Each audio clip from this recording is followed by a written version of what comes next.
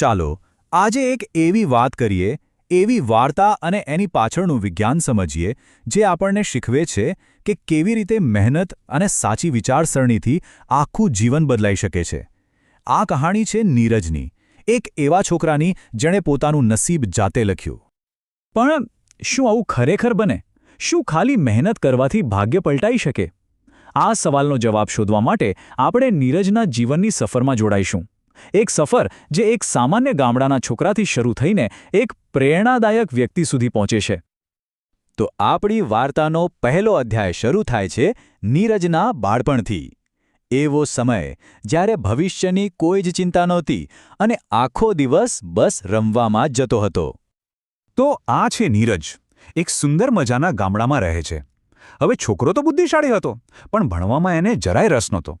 બસ આખો દિવસ દોસ્તો સાથે રમ કરવાનું અને મસ્તી કરવાનું. અને હોમવર્ક, અરે એ તો જાણે એનો સૌથી મોટો દુશ્મન. એના માતા પિતા જે ખેતરમાં પરસેવો પાડીને મજૂરી કરતા એને ભણવા માટે ઘણું કહેતા, પણ નીરજ શું કરે, બસ હસીને એમની વાત ટાળી દેતો. અને પછી જીવનમાં એક મોટો વળાંક આવ્યો, પરીક્ષા. બીજા બધા વિદ્યાર્થીઓ તૈયારીમાં લાગી ગયા, પણ આપણા નીરજભાઈ માટે તો જાણે કંઈ બદલાયું જ નહોતું. એ તો હજી પણ રમવામાં જ મગ્ન હતો. એને કદાચ ખ્યાલ જ નહોતો કે આ બેદરકારી એના પર કેટલી ભારે પડવાની હતી.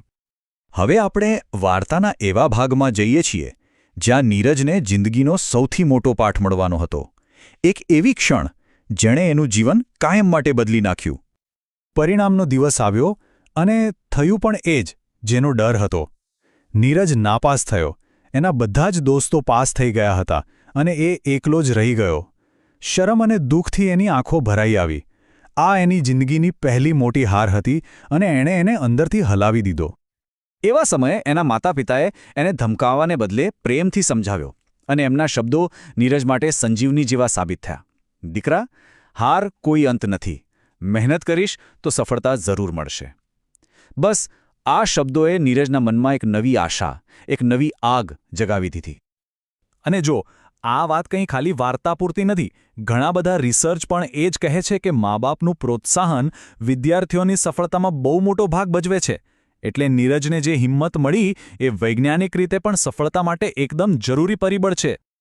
આ ઘટના પછી નીરજના મનમાં જે મોટો બદલાવ આવ્યો ને, એને મનોવિજ્ઞાનની ભાષામાં માઇન્ડસેટ શિફ્ટ કહેવાય છે. પહેલાં એ ફિક્સ્ડ માઇન્ડસેટમાં જીવતો હતો. મતલબ કે એ માનતો કે બુદ્ધિ તો જન્મથી મળે, એને બદલી ના શકાય. પણ હવે એ ગ્રોથ માઇન્ડસેટ તરફ જઈ રહ્યો હતો. એ માનવા લાગ્યો હતો કે મહેનતથી બુદ્ધિ અને આવડત બંને વધારી શકાય છે. અને નિષ્ફળતા એ અંત નહીં, પણ શીખવાની એક સુવર્ણ તક છે. સારું, તો પોતાની ભૂલ સમજાયા પછી નીરજે એક નવો રસ્તો પકડવાનું નક્કી કર્યું. આ અધ્યાય છે એની મહેનત અને એના મક્કમ નિર્ણયની શરૂઆતનો. અને એણે ખાલી વિચાર્યું જ નહીં, તરત જ કામે લાગી ગયો. સૌથી પહેલાં એક સરસ મજાનું સ્ટડી ટાઈમટેબલ બનાવ્યું. રોજ ભણવાનું શરૂ કર્યું અને જે વિષયો અઘરા લાગતા હતા ને એમાં શિક્ષકોની મદદ લેવામાં જરા પણ શરમ ન રાખી. અને સૌથી ખાસ વાત, એણે ભણતર અને રમતગમત વચ્ચે સરસ બેલેન્સ બનાવ્યું. આ એકદમ પ્રેક્ટિકલ અને અસરકારક પ્લાન હતો. નીરજે જે કર્યું એ ખરેખર કોઈ પણ કરી શકે છે. આળસને હરાવવા માટેના કેટલાક ગોલ્ડન રૂલ્સ છે. 1. રૂટીન બનાવો. ધ્યાન ભટકાવતી વસ્તુઓને દૂર કરો. નાના ગોલ સેટ કરો. અને હા, જરૂર પડે ત્યારે મદદ માંગવામાં બિલકુલ ખચકાવું નહીં. આ બધી ટિપ્સ રિસર્ચ પર આધારિત છે અને જીવનમાં ગમે ત્યાં કામ લાગી શકે છે. તો નીરજની આટલી મહેનતનું શું પરિણામ આવ્યું? ચાલો જોઈએ. આ વિભાગ આપણને બતાવે છે કે જ્યારે મહેનત અને આત્મવિશ્વાસ ભેગા થાય છે ત્યારે કેવા ચમત્કાર થાય છે. ફરી પરીક્ષાનો સમય આવ્યો, પણ આ વખતે નીરજ ડરેલો ન હતો. બિલકુલ નહીં. એ તો આત્મવિશ્વાસથી ભરેલો હતો. અને પરિણામ? અરે વાહ! એ ખાલી પાસ જ ન થયો, પણ બહુ જ સારા માર્ક્સ સાથે પાસ થયો. આ એની મહેનત અને એના બદલાયેલા માઇન્ડસેટની સાચી જીત હતી. આ ગ્રાફ જુઓ. એ નીરજની વાર્તાને વૈજ્ઞાનિક રીતે સાચી સાબિત કરે છે. 6ઠ્ઠા ધોરણના વિદ્યાર્થીઓ પર એક અભ્યાસ થયો હતો, જેમાં જાણવા મળ્યું કે જે વિદ્યાર્થીઓ ગ્રોથ માઇન્ડસેટ રાખતા હતા, મતલબ કે જેઓ માનતા હતા કે મહેનતથી વધુ હોશિયાર બની શકાય છે, એમના ગ્રેડ્સ સમય જતાં સતત સારા થતા ગયા. આ સ્પષ્ટ બતાવે છે કે આપણી વિચારવાની રીત અને પરિણામ વચ્ચે સીધો સંબંધ છે. ગ્રોથ માઇન્ડસેટના જે એક્સપર્ટ છે કેરોલ ડ્વેક એ પણ કહે છે કે આવા માઇન્ડસેટવાળા વિદ્યાર્થીઓને હોશિયાર દેખાવાની ચિંતા નથી હોતી, એટલે જ તેઓ વધારે પડકારોનો સામનો કરે છે, લાંબા સમય સુધી પ્રયત્ન કરે છે અને હારમાંથી જલ્દી ઊભા થઈ જાય છે. નીરજે પણ તો બરાબર આ જ કર્યું હતું. એ નિષ્ફળતાથી ડર્યો નહીં, પણ એમાંથી શીખ્યો. પણ નીરજની વાર્તા અહીં જ પૂરી નથી થતી. આ તો બસ એક શરૂઆત હતી. હવે આપણે જોઈશું કે એણે લાંબા ગાળે કેવી સફળતા મેળવી અને કેવી રીતે બીજાઓ માટે એક મિસાલ બન્યો. વર્ષો બીતતા ગયા.